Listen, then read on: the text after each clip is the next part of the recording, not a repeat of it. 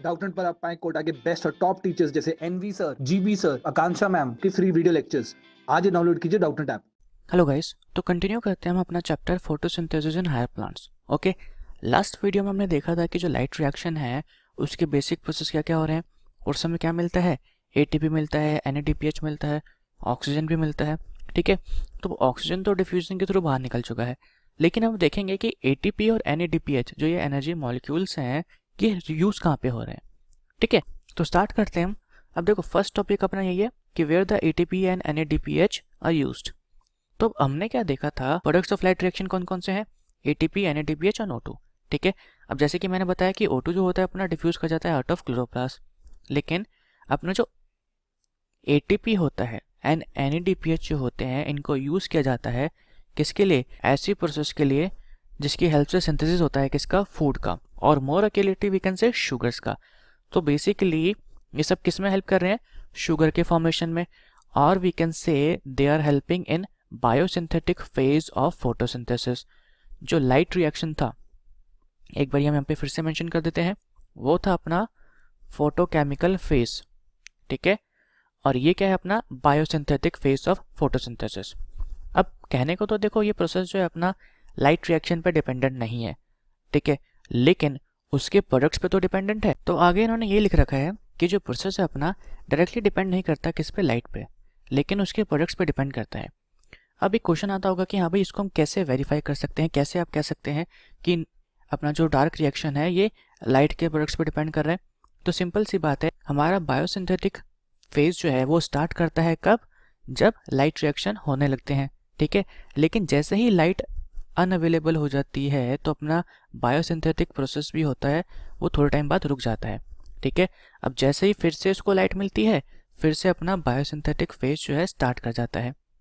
ठीक है, तो इससे हमें क्या पता लग रहा है कि ये डिपेंड कर रहा है किसके ऊपर, लाइट रिएक्शन के प्रोडक्ट्स पे। अब देखो नीचे एक क्वेश्चन दे रखा है कि can we say biosynthetic phase as dark reaction is a misnomer. Misnomer का मतलब कि क्या हम कह सकते हैं कि जो बायोसिंथेटिक फेज को हम डार्क रिएक्शन बार बार ही रेफर कर रहे हैं ये इनकरेक्ट है। तो हम कह सकते हैं कि हाँ ये इनकरेक्ट है। क्यों, क्योंकि अब ऐसा नहीं है कि अपना डार्क में आकर कर रहा है, बस डिफरेंस क्या है कि ये लाइट पे डायरेक्टली डिपेंडेंट नहीं है, और वी कैन से कैसा है, लाइट इंडिपेंडेंट है। ठीक है, अब इसलिए इसको डार्क रिएक्शन कहना गलत होगा। क्यों, अब डार्क रिएक्शन से क्या लग रहा है कि भाई सुबह के टाइम तो अपना लाइट रिएक्शन हो रहा है, डार्क यानी कि रात के टाइम अपना बायोसिंथेटिक फेज होता है, लेकिन ऐसा नहीं है।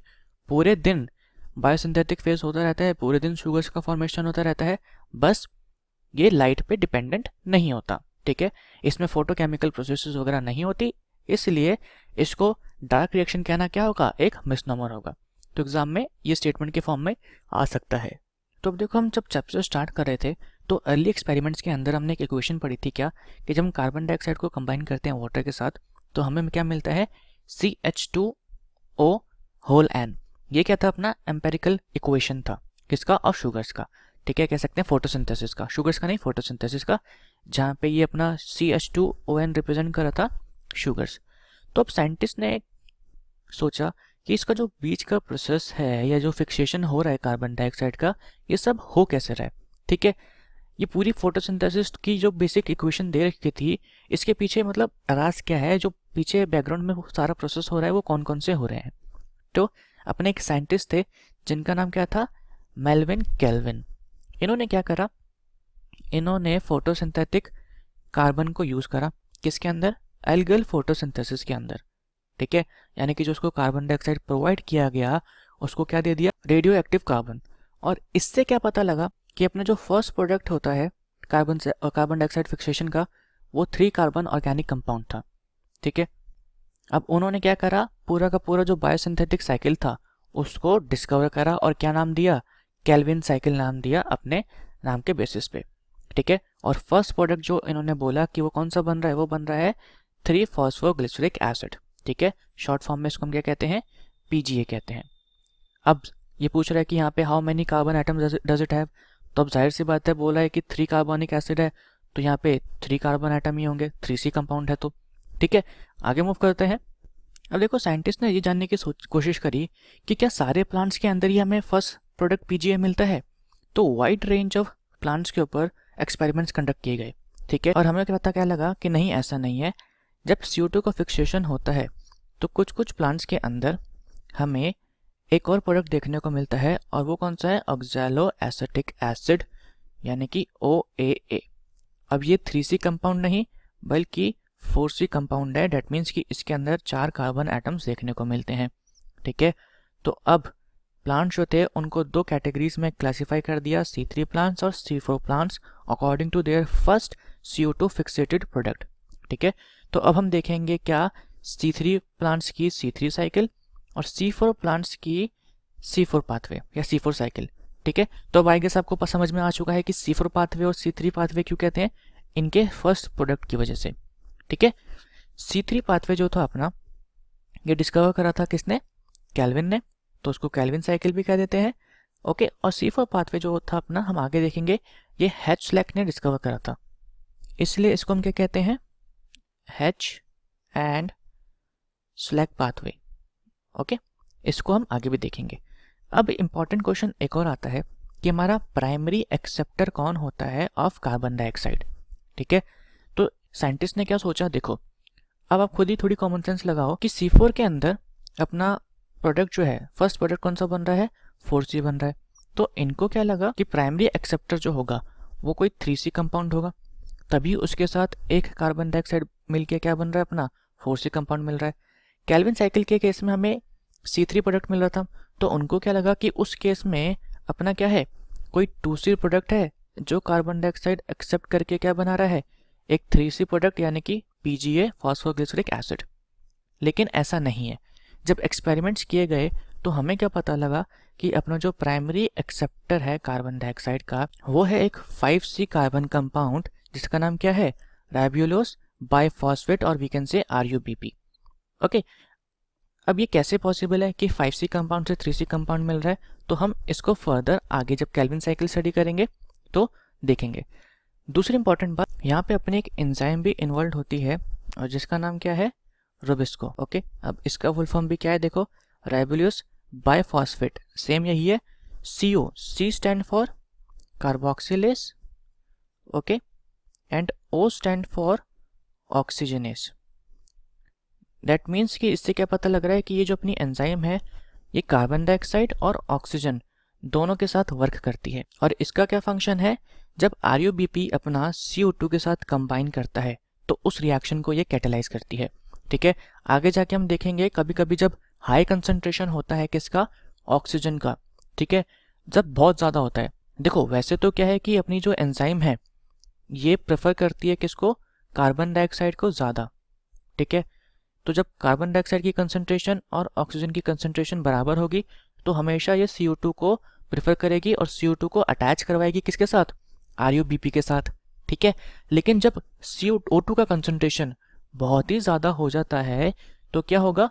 अपना रुबिस्को ऑक्सीजन को कंबाइन करवाती है किसके साथ? RUBP के साथ। दैट मीन्स कि उस केस में अपना प्लांट जो है वो ऑक्सीजन कंज्यूम करता है, समझ रहे हैं आप? और उस प्रोसेस को हम कहते हैं फोटो रेस्पिरेशन, और ये प्रोसेस भी हम आगे देखेंगे।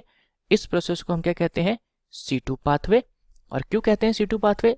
जाहिर सी बात है कि इसका पहला जो प्रोडक्ट होगा उसमें 2 कार्बन होंगे या 2 कार्बन एटम का होगा, okay.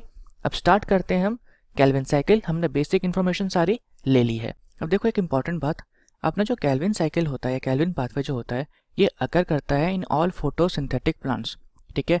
It does not matter कि वो C3 है या C4 है। हम आगे जाके देखेंगे C4 प्लांट्स में और C3 प्लांट्स में क्या डिफरेंस होता है। ये जब हम C4 पाथवे पढ़ेंगे तो हम देखेंगे। बेसिकली वहाँ पे अपना जो ये पूरा बायोसिंथेटिक पाथवे है, ठीक है, वो 2 टाइप ऑफ सेल्स में होता है। यहाँ पे तो क्या है कि कैल्विन साइकिल जो है अपना ये अकर करेगा किसके अंदर? मीजोफिल सेल्स के अंदर, ठीक है। वहाँ पे हम देखेंगे कि मीजोफिल्स के साथ साथ बंडल शीट सेल्स भी इन्वॉल्व होते हैं, ठीक है। तो C4 पाथवे जो होता है उसके अंदर C4 साइकिल तो होती है, साथ ही साथ C3 साइकिल भी होती है, ओके। तो अब वापस आते हैं हम कैल्विन साइकिल पे। यहाँ पे अपनी 3 स्टेजेस होती हैं, कौन कौन सी? Carboxylation, reduction and regeneration. अब देखो कार्बोक्सिलेशन में क्या होता है? सबसे पहली बात, इस स्टेप में फिक्सेशन होता है CO2 का किसके अंदर? स्टेबल ऑर्गेनिक इंटरमीडिएट के अंदर, ठीक है। यानी कि यहाँ पे क्या करवाया जाता है? CO2 को अटैच करवाया जाता है किसके साथ? RUBP के साथ, ठीक है। अब कार्बोक्सिलेशन का मतलब क्या होता है, जब हम किसी सब्सटेंस के अंदर या कंपाउंड के अंदर CO2 अटैच करवाते हैं तो वही होता है अपना कार्बोक्सिलेशन। तो यहाँ पे CO2 को यूटिलाइज करा जाता है किसके लिए, कार्बोक्सिलेशन ऑफ RUBP के लिए, ठीक है। और जैसे कि हमने पहले बताया था, इस रिएक्शन के लिए एक एंजाइम का यूज़ होता है, ठीक है, जिसका नाम क्या था, RUBP कार्बोक्सिलेस, और इसको आप क्या कह सकते हैं, रुबिस्को, ठीक है। अब इसकी वजह से, यानी कि इस रिएक्शन की वजह से हमें यहाँ पे क्या मिलते हैं, 2 मॉलिक्यूल्स ऑफ 3C कंपाउंड। अब देखो होता क्या है कि आपको मिलना क्या चाहिए था, RUBP अपना 5C कंपाउंड है और एक कार्बन यहाँ से भी आया, ठीक है, यानी कि 1C, तो हमें क्या मिलना चाहिए था, 6C कंपाउंड। लेकिन ये जो प्रोडक्ट मिलता है, यानी कि 6C कंपाउंड जो बनता है वो बहुत ज़्यादा अनस्टेबल होता है, ठीक है। तो ये खुद को क्या कर लेता है, ब्रेक कर लेता है किसके अंदर, 2 3C कंपाउंड के अंदर, और इस 3C कंपाउंड का नाम ही क्या होता है, PGA। सिंपल सी बात है, ठीक है। लास्ट में इन्होंने यही बता रखा है कि जो अपनी एंजाइम है RUBP कार्बोक्सिलेस, ठीक है, ये ऑक्सीजनेशन एक्टिविटी में भी यूज होती है, इसलिए इसको हम क्या कहते हैं, RUBP कार्बोक्सिलेस एंड ऑक्सीजनेस और रुबिस्को, ठीक है। तो अब आते हैं हम साइकिल के डायग्राम पे भी और नेक्स्ट स्टेप पे भी मूव करते हैं। तो यहाँ पे आप देखो, ये अपना RUBP, यहाँ पे क्या आया, CO2 आया, ठीक है, वाटर आया, इन दोनों की हेल्प से कार्बोक्सिलेशन हुआ, यानी कि ऑक्सीजन कार्बन डाइऑक्साइड का इसके साथ अटैचमेंट हुआ, और यहाँ पे हमें क्या मिला, 2 मॉलिक्यूल्स ऑफ 3C कंपाउंड, ठीक है। और यहाँ पे रुबिस्को एंजाइम लिख देते हैं क्योंकि रिएक्शन उस एंजाइम ने कैटालाइज किया। अब सेकंड स्टेप हमने क्या कहा था कि होगा रिडक्शन। तो रिडक्शन अपना क्या है, ये सीरीज ऑफ रिएक्शन है जिसकी हेल्प से फॉर्मेशन होता है किसका, ग्लूकोज का, यानी कि अब फाइनली इस स्टेप में हमें ग्लूकोज मिलता है, और हमें पता है कि अपना ग्लूकोज 2 ग्लूकोज मॉलिक्यूल कंबाइंड करके क्या बना देते हैं, स्टार्च बना देते हैं, ठीक है। हमने ट्रांसपोर्ट में भी पढ़ा था कि जो मेन ट्रांसपोर्टिंग शुगर होता है अपना, वो कौन सा होता है, सुक्रोज होता है, ठीक है। तो अब इस स्टेप में क्या होता है, ये स्टेप यूटिलाइज करता है 2 मॉलिक्यूल्स ऑफ ATP, साथ ही साथ 2 मॉलिक्यूल्स ऑफ NADPH, किसके लिए, रिडक्शन के लिए, ठीक है, पर CO2 मॉलिक्यूल। अब NCERT में क्या कर रखा है, ये जो स्टेप है देखो एक ही उसमें दिखा रखा है कि 3-फॉस्फोग्लिसरेट से क्या बन गया, डायरेक्टली ट्रायस फॉस्फेट बन गया। तो इसको अगर हम थोड़ा इलेबोरेट करके दिखाएं तो यहाँ पे इसके अंदर रिडक्शन के अंदर अपने 2 प्रोसेसेस होती हैं, ओके। तो सबसे पहले 3-फॉस्फोग्लिसरिक एसिड, और वी कैन से PGA, इसको क्या किया जाता है, फॉस्फोरिलेट किया जाता है, और वी कैन से इसके अंदर फॉस्फेट ऐड किया जाता है।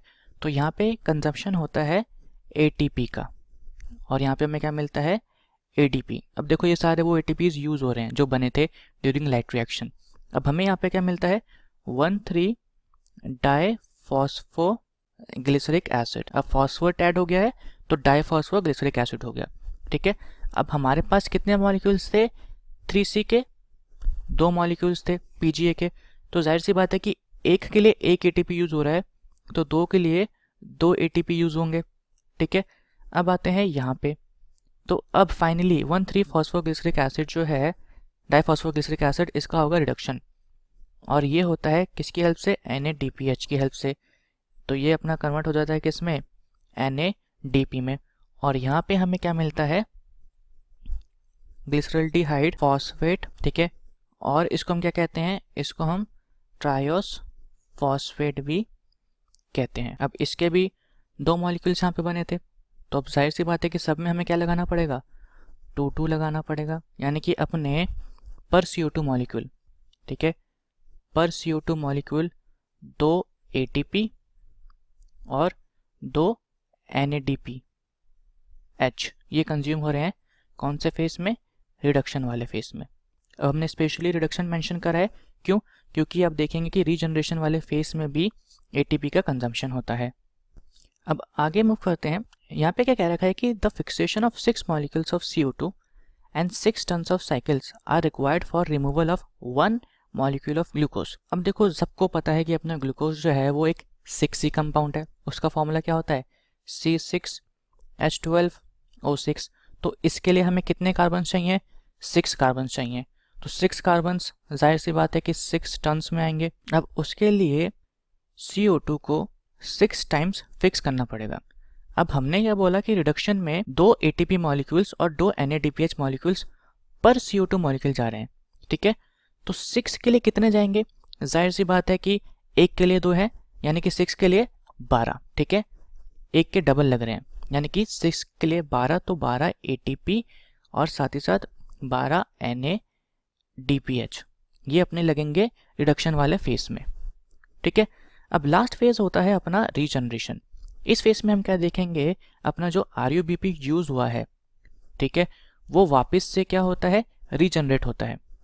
अब इसके अंदर क्या कह रहा है कि रीजनरेशन जो होता है, steps require 1 ATP for phosphorylation to form RUBP।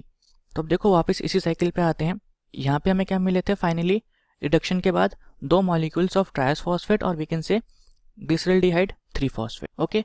तो इसको समझने के लिए हम मानते हैं कि हमारे पास 6 CO2 मॉलिक्यूल्स हैं।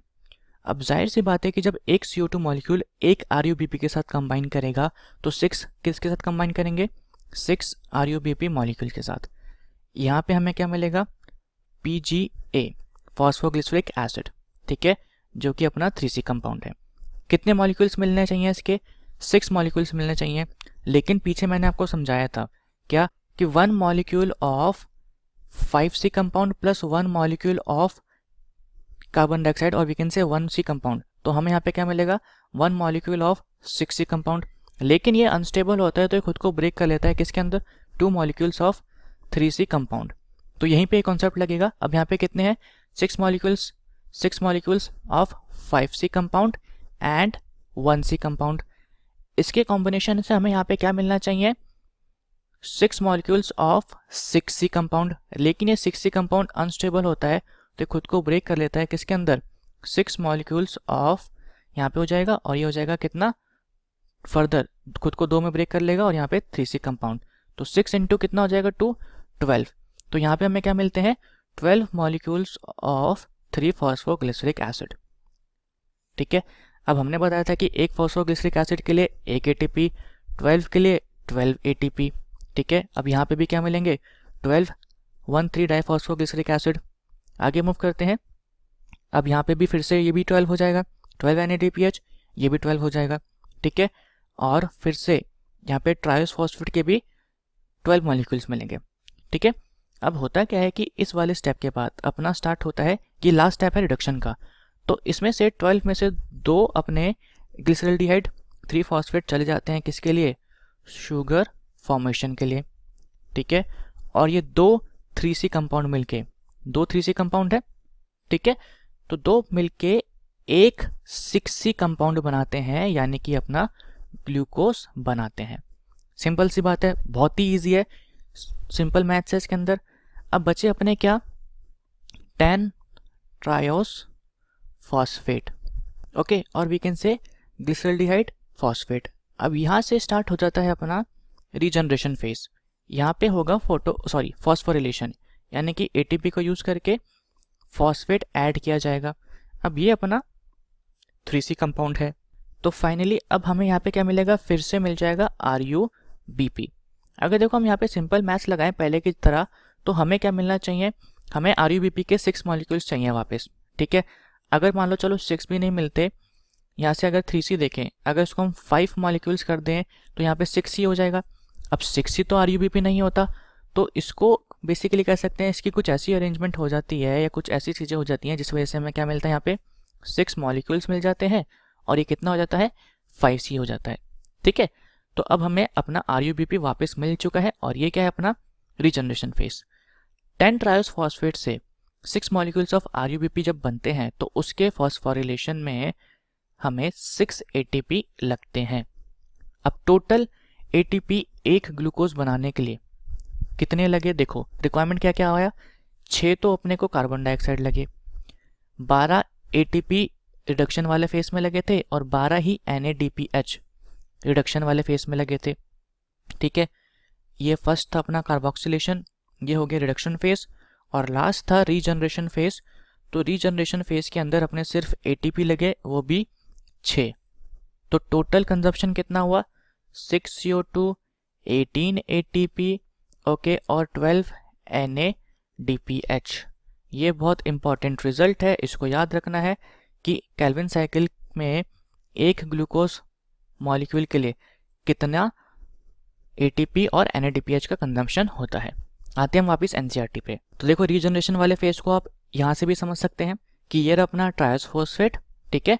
अब ट्रायस फॉस्फेट से एक मॉलिक्यूल तो नीचे चले जाएगा, क्योंकि यहाँ पे हमने देखा था कि 2 मॉलिक्यूल्स हैं, तो जाहिर सी बात है कि यहाँ पे भी 2 मॉलिक्यूल्स होंगे। 2 में से चले जाएगा एक नीचे, बचेगा यहाँ पे एक मॉलिक्यूल, ठीक है। अब एक मॉलिक्यूल से, एक ट्रायस फॉस्फेट से एक RUBP बनने के लिए एक ATP का ज़रूरत है। और अपनी कार्बन डाइऑक्साइड कितने फिक्स हो रहे हैं? 6 फिक्स हो रहे हैं 6 टन्स के अंदर। तो जाहिर सी बात है कि यहाँ पे कितने ATP लगेंगे? 6 ATP लगेंगे और यहाँ पे 6 ADP निकलेंगे, ठीक है। ये था रिडक्शन फेज। यहाँ पे क्या लग रहा है? एक मॉलिक्यूल के लिए एक ATP लग रहा है और अपने 2 मॉलिक्यूल हैं, तो 2 ATP और 2 NADPH लग रहे हैं, ठीक है। एक CO2 के लिए, तो 6 के लिए कितने लगेंगे? इंटू